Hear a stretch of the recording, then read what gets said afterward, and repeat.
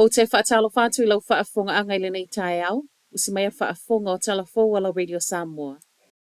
Le ise whaititia na o le atili whaaupopo ma ua whaiwhai te tele whai ngā li I wheo hai pasika po dirt bikes whaasoli tū la whono I au kilani, ma o le toa tele e le aini pūlou. O le waa mata so e ngā leo whaasanga ia I lātou nei, mai le ofisa o le toa tele e yeiso o tanga makengi.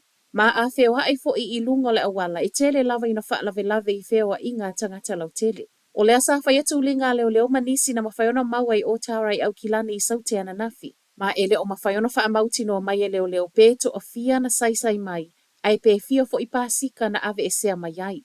O le toa telo lau te e pāsika wha asolitu la whono I lungo le awala, sa la e ina tō ni ngolo lo miaile ngua killer bees.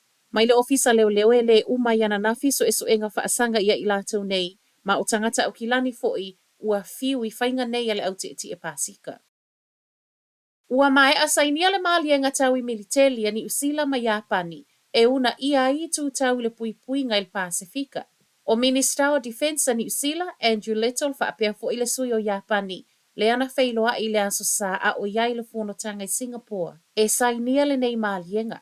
Sauno Little, o le maalienga le nei o lo tutu whaatase ia tunu e lue ngā lulue, ma atili whaamalo si ai whainga whaapaanga whaamiliteli.